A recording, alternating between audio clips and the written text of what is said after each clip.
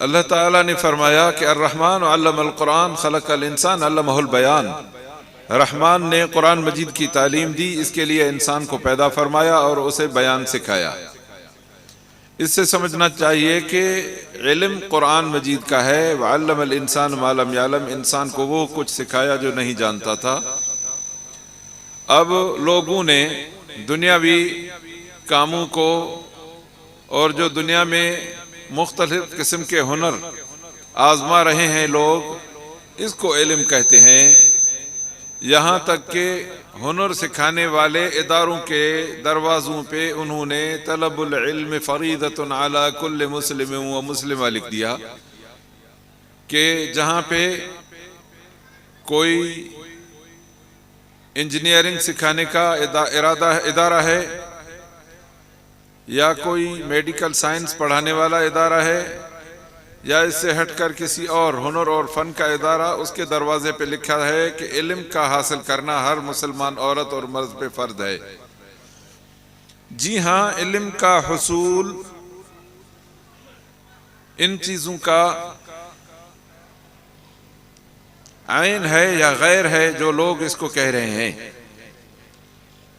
جو علم اللہ تعالیٰ نے قرآن مجید میں فرمایا ہے وہی علم ہے، اور وہ علم وہی ہے جو اللہ کے قرآن اور نبی صلی اللہ علیہ وسلم کے فرمان اور حدیث سے نصیب ہوتا ہے۔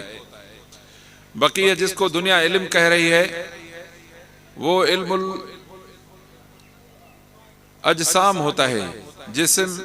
اس کو لگنے والی بیماریاں، ان کا علاج، جسم، اس کی ضرورتیں، کپڑے بنانا، جگہیں بنانا اور مختلف قسم کی جسم کو آسائش پہنچانے اور اس کی ضرورتیں پوری کرنے کی اشیاء بنانا، یہ جسم کا علم ہے۔ یقین جانیے کہ علم الاجسام جانوروں کو بھی ہے۔ آپ نے دیکھے ہوں گے کہ پرندے اپنے اتنے خوبصورت گھونسلے بناتے ہیں کہ آدمی حیران ہو جائے۔ اگر کوئی آدمی بنانا چاہے تو شاید بڑی مشکل سے بنا سکے، ورنہ مشکل ہے۔ اور یہ علم جانوروں کو ہے۔ ظاہر ہے کہ پرندے کو تو ایک گھونسلہ ہی چاہیے، اسے نہ کوئی کمرہ چاہیے، نہ کوئی جگہ چاہیے، نہ بیت الخلا چاہیے، اور پینے کے لیے اسے کہیں بھی پانی کے چند قطرے چاہیے جو وہ چونچ سے پی لے گا۔ کھانے کو اسے چند دانے چاہیے، جہاں بھی مل میسر ہوں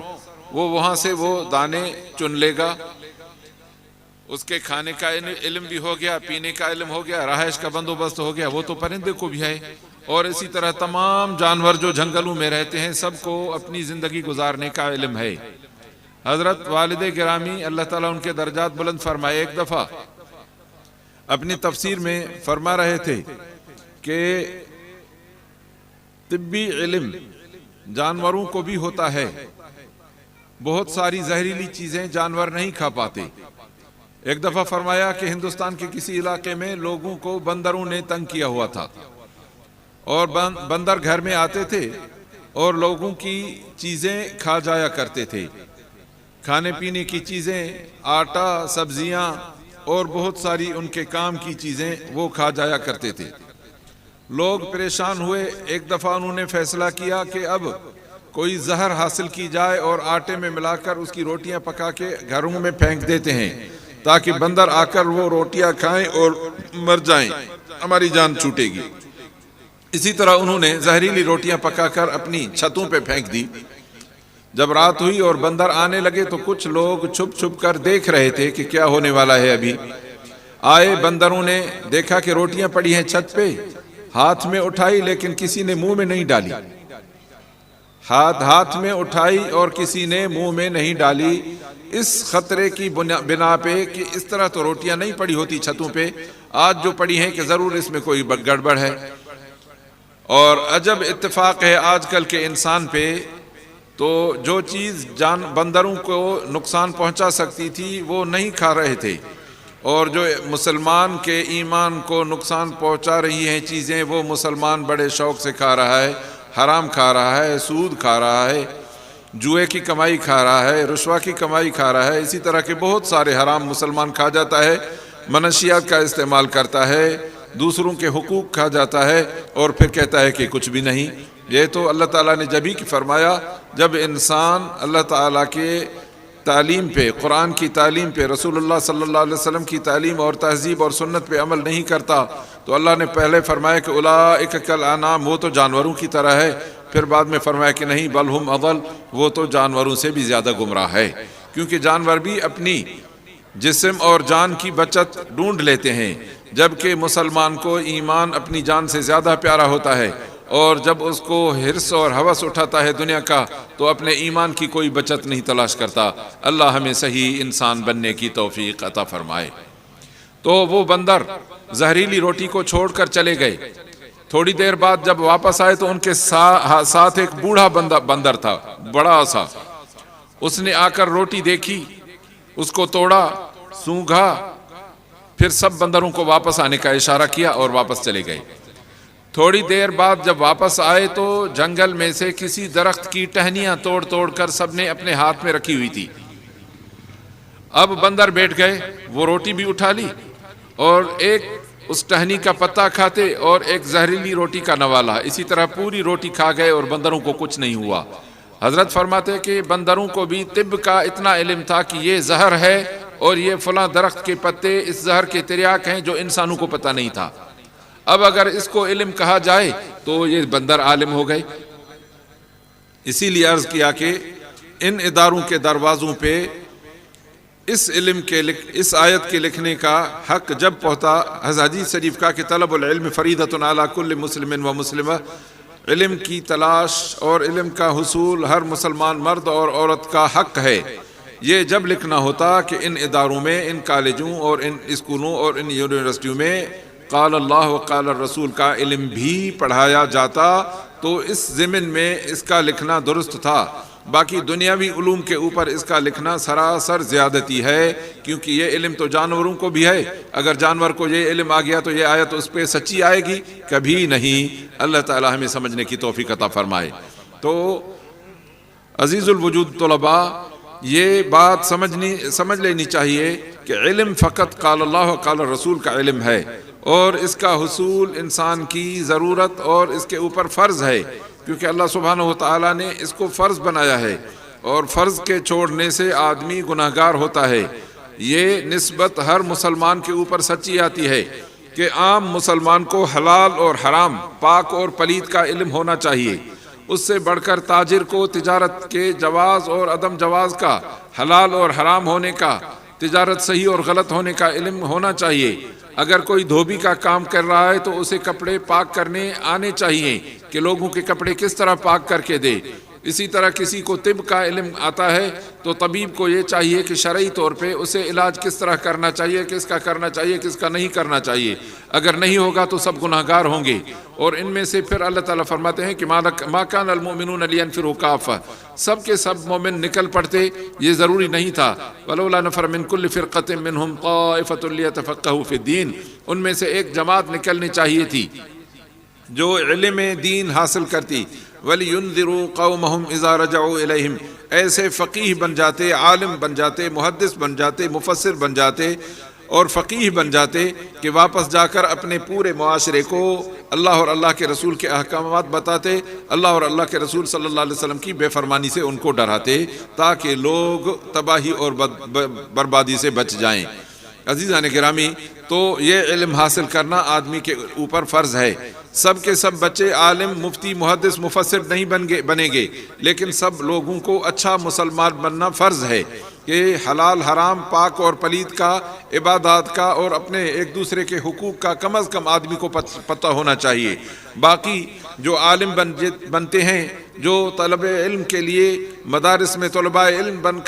کر آتے ہیں، ان طلباء علم کو یہ ضروری ہے کہ وہ اپنے علم پہ اتنی دسترس رکھیں کہ ان کو باضابطہ طور پر حلال اور حرام اور لوگوں کے مسائل، حتیٰ کہ میراث تک کے مسائل سب کو یاد ہونے چاہیے، اور لوگوں کی رہنمائی کریں تاکہ کل امت کسی ایسی غفلت کی وجہ سے کسی تباہی اور بربادی کا شکار نہ ہو جو علماء نہ ہونے کی وجہ سے ہو جائے، بلکہ علماء جب معاشرے میں ہوں گے، مردوں میں بھی اور خواتین میں بھی، یقین جانیے کہ دونوں کے شعبے الگ الگ ہیں، کچھ مشترک ہیں اور کچھ الگ ہیں۔ جو الگ ہوتے ہیں، عورتوں کے مسائل اور معاملات خاص ہوتے ہیں، مردوں کے مسائل ہیں اور معاملات خاص ہوتے ہیں۔ جب سب میں دین کی جانکاری رکھنے والے آدمی ہوں گے، یقین جانے کہ انشاءاللہ مرد اور عورت مسلمان دونوں تباہی اور بربادی سے اور اللہ کے رسول کی بے فرمانی سے بچ جائیں گے، اور یقین جانیے کہ یہ کامیابی ہوگی۔ اس علم کے حصول کے لیے الف با کی تعلیم سے کام شروع ہوتا ہے۔ قرآن مجید پڑھنا آتا ہے، پھر قرآن مجید کا ترجمہ پڑھنا سیکھنا، پھر آگے جا کر نبی صلی اللہ علیہ وسلم کی احادیث شریفہ، قرآن مجید کی تفسیر، یہ سب اور فقہ کے مسائل یہ لوگ سیکھتے ہیں۔ سیکھتے سیکھتے اس میں ہمارے بچوں لڑکوں کو تقریباً 8 سے 10 سال لگ جاتے ہیں پڑھتے پڑھتے، اور بچیاں بھی تقریباً اس سے تھوڑا کم عرصہ لگا کر علم میں کافی دسترس حاصل کرتی ہیں۔ اب بعد میں ان کی ذمہ داری بنتی ہے کہ اس علم حاصل کرنے کے بعد یہ پوری طرح یہ علم امت مسلمہ تک پہنچاتے رہیں۔ ایک تو اس میں 2 چیزیں ہیں، خود عمل کرنا، خاص طور پر ہمارے معاشرے میں عالم ایک نمونہ ہوتا ہے، امت مسلمہ کے لیے ایک قرآن اور سنت کے عمل کا ایک نمونہ ہوتا ہے، کیونکہ ہمارے ہاں اس طرح کے نمونے دیکھنے کو بہت ملے ہیں، خصوصاً ہماری وہ درباریں اور درگاہیں جہاں پہ ہمارے اکابر اور علماء جس ہم جگہ پہ بیٹھے ہوئے ہیں، حضرت حماد اللہ نور اللہ مرقدہ جو ہمارے قطب الاقطاب تھے، الحمدللہ ان کی فیض سندھ کیا پاکستان کیا بلکہ اس سے بھی پہلے زمانے کی بات ہے کہ پوری دنیا میں ان کی فیض کی شاخیں پھیلی ہوئی ہیں کہ آج تک الحمدللہ ان سے فیض یافتہ لوگ دنیا کو اللہ تعالیٰ کے راہ کے دکھانے کی کوشش کرتے آ رہے ہیں۔ اور اسی طرح یہ سب جگہیں دین اور علم اور ہدایت کے تعلیم دینے میں دن اور رات کوششیں کرتے رہتے ہیں۔ اسی طرح ان مدارس اور مساجد کا بھی تعلق انہی درباروں سے ہے، انہی کے فیوضات سے ہے، کیونکہ علم حاصل کر کے اس پہ عمل نہ کرنا یہ ایک تباہی اور بربادی ہے۔ علم حاصل کرنا ایک کامیابی ہے، اور اس علم کو ترک کرنا، جس طرح قرآن مجید، ایک آدمی جو قرآن مجید پڑھے اور بھلا دے،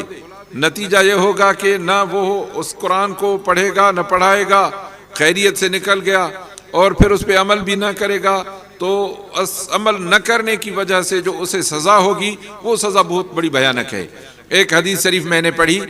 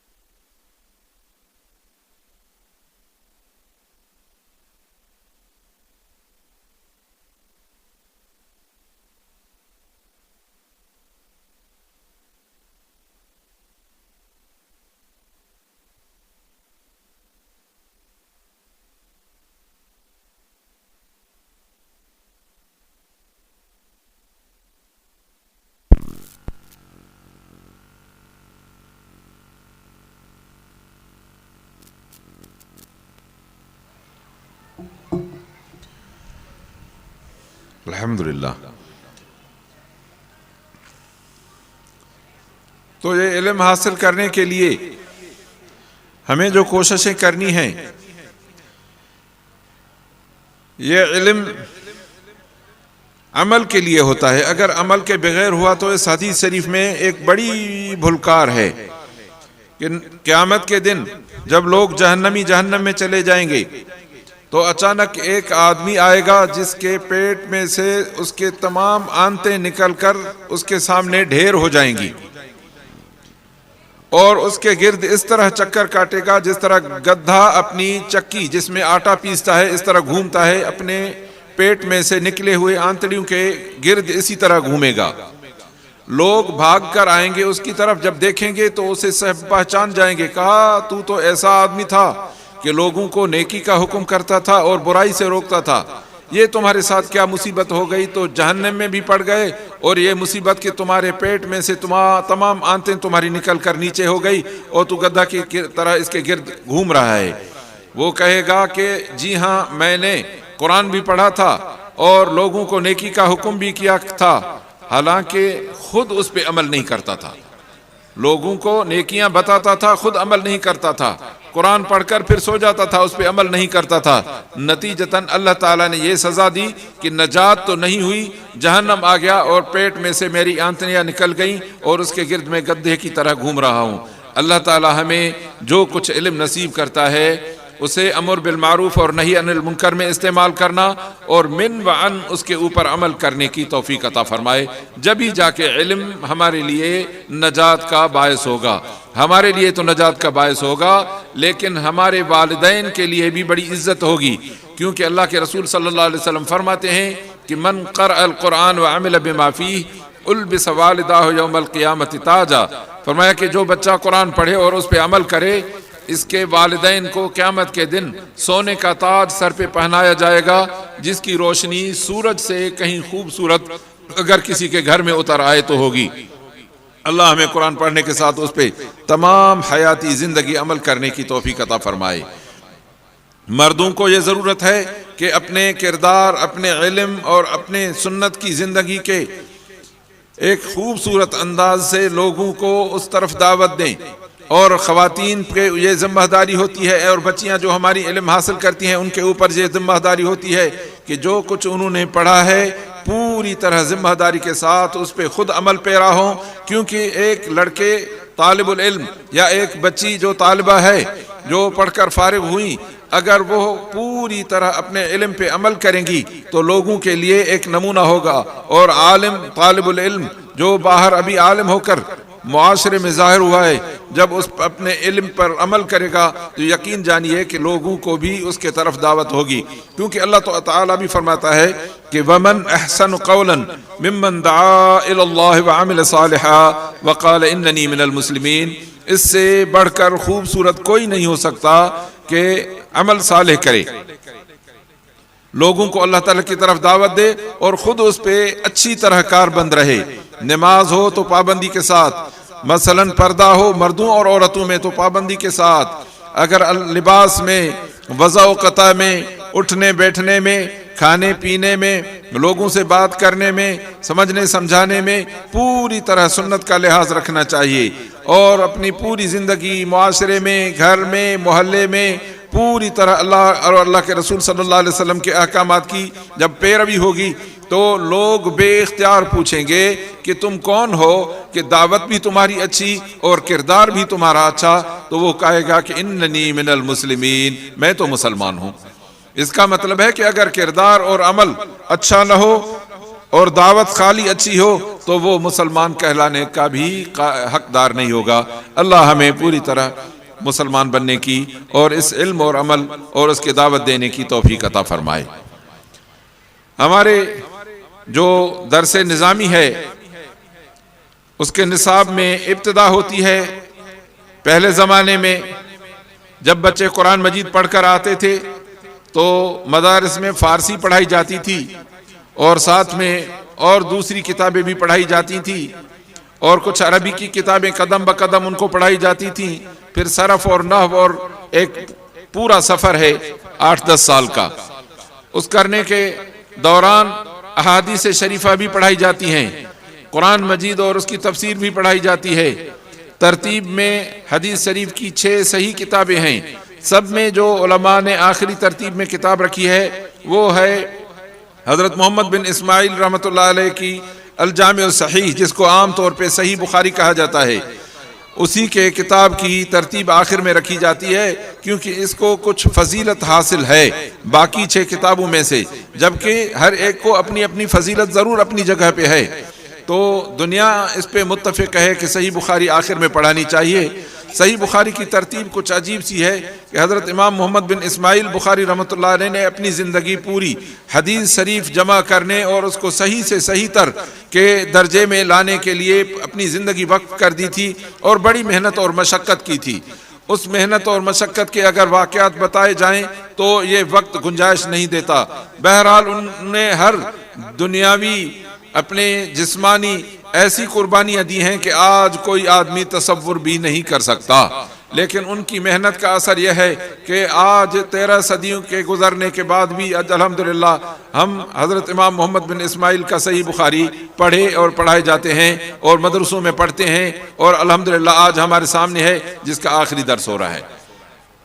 حضرت امام بخاری رحمۃ اللہ علیہ نے بہت ساری لاکھوں کے تعداد میں حدیثیں جمع کی، پھر ان میں سے انتخاب کر کے احادیث شریفہ کو ایک ترتیب دی، اور ان حدیثوں کو لکھنے کے لیے مسجد نبوی شریف کا انتخاب کیا، جبکہ جمع کیا تھا دنیا سے،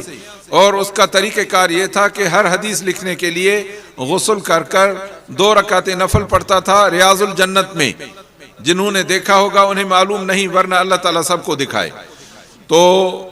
2 رکعتیں پڑھ کر پھر ایک حدیث شریف لکھتے تھے، یا جو ایک نشست ہوتی تھی ان کی وہ لکھتے تھے، پھر دوسری حدیث یا دوسری نشست اس کے لیے دوسری دفعہ غسل، دوسری دفعہ نفل، اور اسی طرح حدیث لکھتے تھے۔ جب کتاب کو ترتیب دی تو سب سے پہلے انہوں نے جو بیان کی ہے حدیث، وہ ہے حدیث انما الاعمال بالنیات۔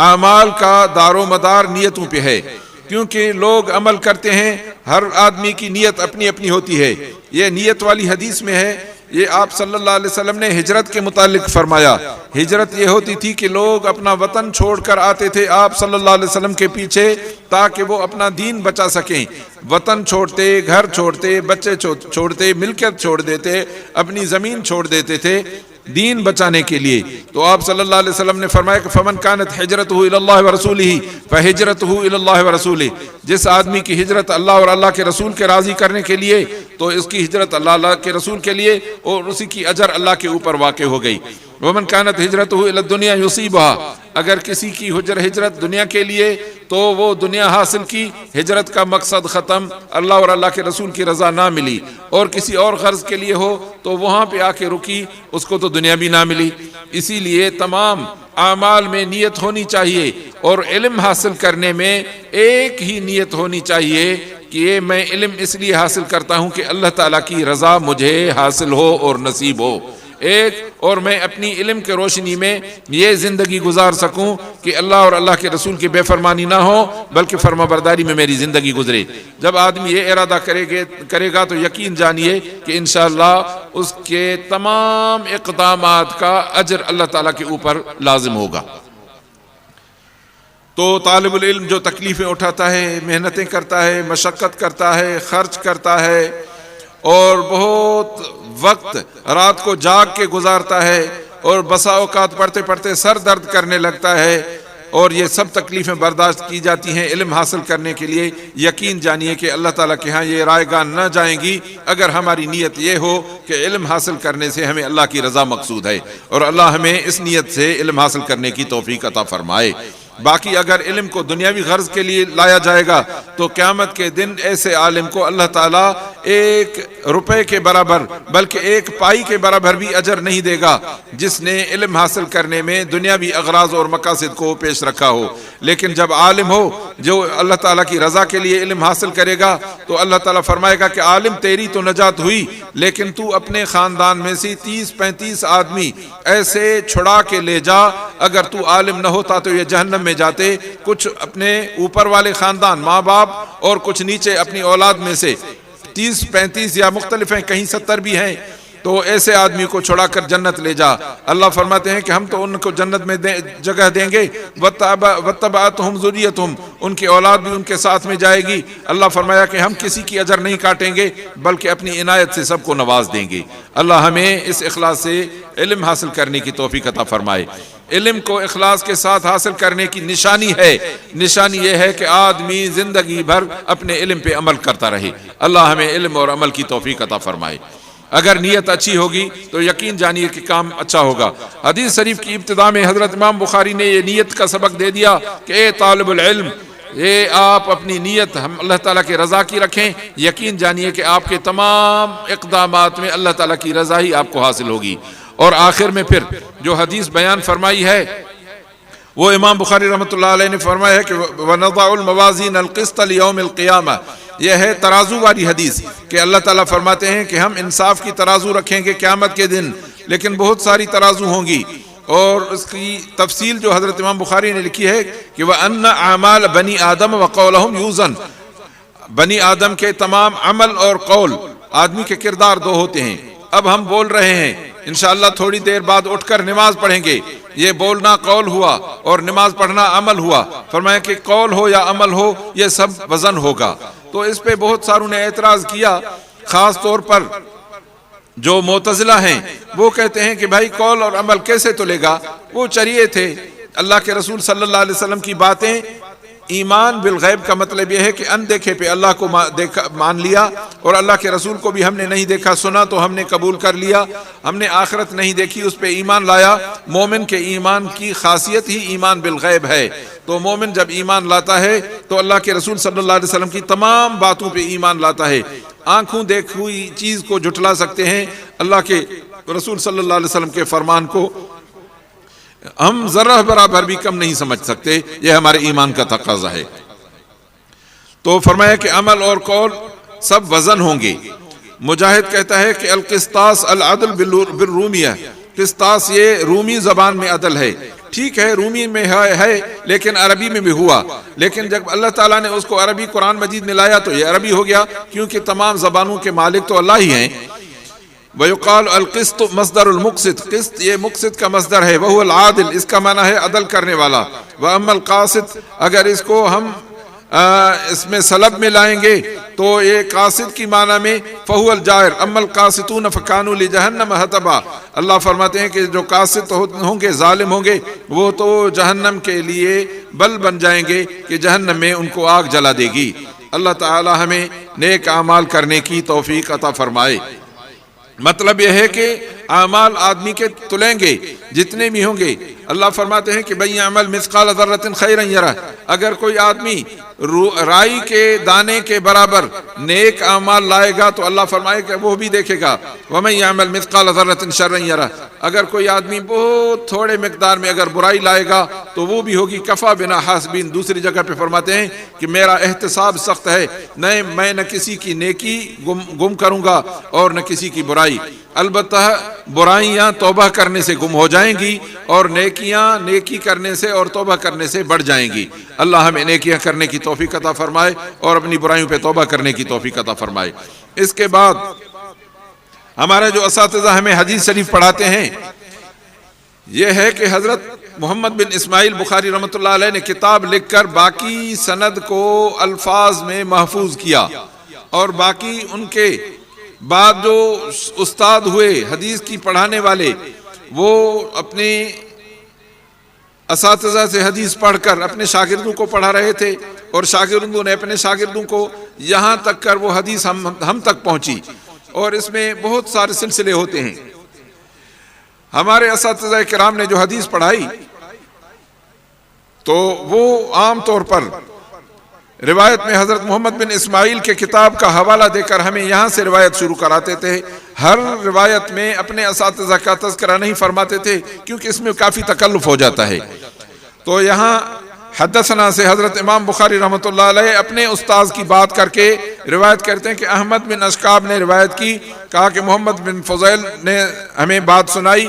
اور عمارہ بن القعقاع سے سنا، اور اس نے ابو زرع سے روایت کی، اور اس نے صحابی حضرت ابو ہریرہ رضی اللہ عنہ سے روایت کی. کہا کہ نبی انور صلی اللہ علیہ وسلم نے فرمایا کہ کلمتان حبیبتان الی الرحمن، دو کلمے ہیں جو رحمان کو بڑے پیارے ہیں. ویسے تو یہ کلام ہے اور ان کو کلمہ کہا ہے، لیکن کبھی کبھار کلام پہ کلمے کا اطلاق ہوتا ہے، جس طرح اللہ تعالیٰ نے فرمایا کہ مثل کلمۃ طیبۃ کشجرۃ طیبہ، وہ بھی کلام ہے اور اللہ تعالیٰ نے اس پہ کلمے کا اطلاق کیا ہے. جب قرآن میں سے دلیل مل گئی تو بات ختم. نبی صلی اللہ علیہ وسلم کا فرمان بھی وہی حرف آخر ہے، تو ہے کلام، لیکن اس کو اختصاراً کلمہ کہا گیا ہے کہ کیونکہ ہے مختصر. فرمایا کہ کلمے دو ہیں، رحمان کو بڑے پیارے ہیں. جب اللہ کو پیارے ہوں گے تو بھاری ہو سکتے تھے؟ فرمایا کہ نہیں، خفیفتان علی اللسان، زبان پہ ادا کرنے میں بھی بڑے آسان ہیں. اب اگر آسان ہیں تو آسان چیز جو ہلکی سی چیز ہے شاید اس کی قیمت کم ہو. فرمایا کہ ثقیلتان فی المیزان، زبان پہ ہلکے لیکن قیامت کے دن جب ترازو میں ڈلیں گے تو بہت بھاری ہو جائیں گے. اب اس کا بھاری پن کہاں سے آئے گا؟ اس کی ایک سادہ سی مثال ہے. روڈ کا پتھر اٹھائیں، سیر بھر کا، 5 سیر کا، 10 بھر کا، من کا. اگر وہ پتھر جا کے آپ دکان سے خریدیں گے تو وہ ملے گا 50-100 روپے کا، لیکن اسی پہاڑ میں سے نکلا ہوا ایک چھوٹا سا پتھر جو شیشے کی مانند ہوتا ہے جس کا نام ہوتا ہے ہیرا، اگر ہیرے کا ایک چنے کے برابر پتھر اٹھا کے آپ لے جائیں گے دکان پہ تو اس چنے برابر پتھر کے آپ کو ملیں گے 5 لاکھ روپے۔ اسی پہاڑ کا من بھر کا پتھر 50 روپے میں، اور اسی پہاڑ میں سے نکلا ہوا ایک چنے برابر جو ہیرا کہلاتا ہے، پہاڑ تو وہی ایک ہے، اس میں سے پتھر بھی نکلتے ہیں، ہیرے بھی نکلتے ہیں۔ اسی طرح کلام تو بہت ہوتا ہے لیکن کلام کی اہمیت ہوتی ہے۔ آپ صلی اللہ علیہ وسلم نے فرمایا کہ اللہ تعالیٰ نے مجھے جوامع الکلم عطا فرمائے ہیں۔ جوامع الکلم کا مطلب یہی ہے کہ لفظ کہنے میں آسان اور زبان پہ ہلکا، اللہ کو بہت پیارا، لیکن جب اس کی مارکیٹ لگے گی، جب اس کی قیمت لگے گی تو بہت مہنگا ہوگا، ہیرے کی طرح۔ یا اور اس کلام پہ تو کئی ہیرے قربان ہوں، کیونکہ قیامت کے دن جب آدمی کو ایک بھی نیکی مل جائے تو وہ دنیا و ما فیہا کے تمام سامان سے کئی گنا زیادہ قیمتی ہوگی۔ فرمایا کہ 2 لفظ ہیں جو ترازو میں بہت بھاری ہوں گے، اور لفظ کیا ہیں؟ سبحان اللہ و بحمدہ سبحان اللہ العظیم۔ یہ ہمیں چند مرتبہ دہرانا چاہیے تاکہ ہمارے نامہ اعمال میں لکھے جائیں، سبحان اللہ و بحمدہ سبحان اللہ العظیم۔ لیکن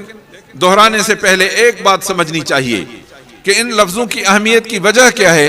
وجہ یہ ہے کہ اس میں اللہ تعالیٰ کی تعریف بھی ایک اعلیٰ قسم کی تعریف ہے اور منفرد قسم کی تعریف ہے۔ اس میں اللہ سبحانہ و تعالیٰ کی ذات کی تعریف ہے 2 قسموں میں۔ ایک قسم ہے کہ اللہ تعالیٰ کی ذات تمام نقص سے پاک ہے۔ میں عرض کروں کہ طالب العلم کے پاس ایک لوح پٹی ہوتی تھی پہلے زمانے میں، جس کے اوپر تختی کے اوپر لفظ لکھا کرتے تھے اور اس کے اوپر میٹ لگاتے تھے، اور خشک ہونے کے بعد اس کے اوپر طالب قلم لے کر اس پہ خوش خطی سیکھتا تھا اور سبق بھی پڑھتے تھے۔ اسی کو پہلے صاف کیا جاتا تھا، پھر اس کو اوپر سے میٹ لگا کر مٹی لگا کر پھر خشک کر کے اس کو تختی کے طور پہ استعمال کرایا جاتا تھا۔ تو اللہ تعالیٰ کی ذات کی بھی 2 اس تعریف میں، ان الفاظ میں 2 طرفیں ہیں۔ ایک طرف ہے کہ اللہ تعالیٰ کی ذات مبارک ہر نقص سے پاک۔ بھائی ہم انسان ہیں، جب تھک جاتے ہیں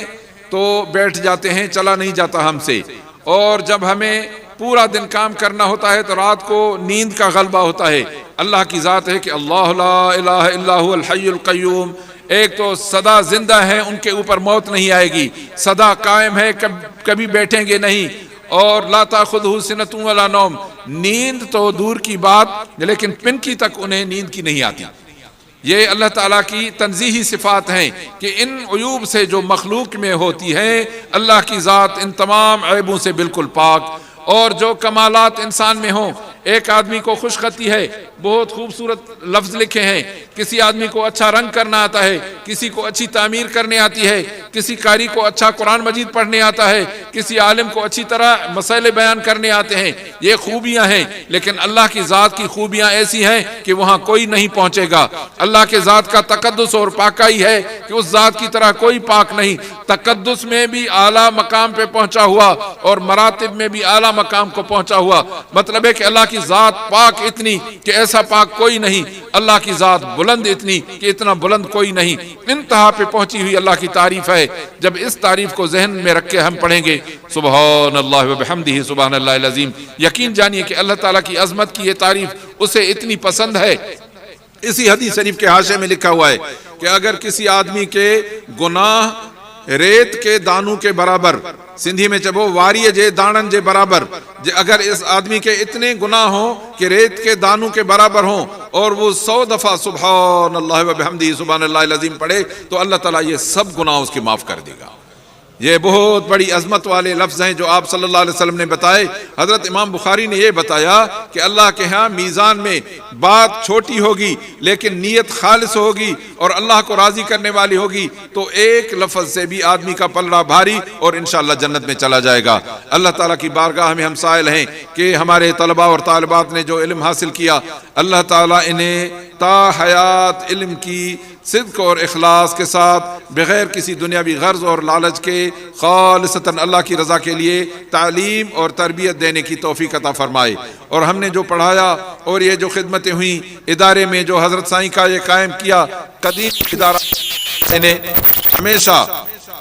دین کی خدمت کرنے کی توفیق عطا فرمائے تاکہ ہمارے اکابرین کا یہ صدقہ جاریہ قیامت کی صبح تک چلتا رہے۔ اللہ وحدہ لا شریک لہ کی ذات سے ہم سائل ہیں کہ اللہ تعالی ہمارے حضرت اقدس حال جبی کے اس باغ کو تمام خاندان سمیت تا قیامت شاد و آباد اور دین کے اس خوشبو کے ساتھ قائم اور دائم رکھے۔ اس کے ساتھ اجازت تو جو ہمارے شیخ الحدیث پڑھاتے ہیں وہی دیں گے، لیکن تبرکن میں یہ عرض کروں گا کہ میں چونکہ اپنے حدیث شریف کی تعلیم کے دوران حضرت والد گرامی اعلی اللہ درجتہم جب حدیث شریف پڑھا رہے تھے تو آخری ایام میں میرا مدینہ منورہ سفر ہو گیا اور میں وہیں چلا گیا، نتیجتاً ان سے اجازت حاصل کرنے میں میں ناکام رہا۔ پھر اللہ تعالیٰ نے یہ نصیب کیا کہ وہاں سے واپسی پہ حضرت استاد الاستاذ سائیں غلام مصطفیٰ قاسمی نور اللہ مرقدہ ان کی خدمت میں پڑھنے کے لیے حیدرآباد گیا تو حضرت نے حدیث شریف کی اجازت مجھے کتابتاً لکھ کر عنایت فرمائی، اور وہی میں تبرکاً آپ بھائیوں اور بہنوں کے خدمت میں یہ اس وصیت کے ساتھ کہ ظاہر اور باطن میں اللہ تعالیٰ کا خوف رکھ کر صدق اور اخلاص سے اللہ تعالیٰ کی بندگی رسول اللہ صلی اللہ علیہ وسلم کی اطاعت سے اور خلق خدا کے ساتھ خدمت اور ان کے ساتھ خیر خواہی کے ساتھ زندگی گزاریں گے، اور اپنے اعمال صالحہ میں سے اپنے اساتذہ کے لیے ہر وقت دست بدعا گو رہیں گے، اور اللہ تعالیٰ کی بارگاہ میں ہم دعا گو ہیں کہ اللہ تعالیٰ اس کار خیر کو قبول فرمائے اور آخرت میں میزان حسنات میں اس پورے کام کی کوشش کرنے والوں کے لیے قبول فرمائے۔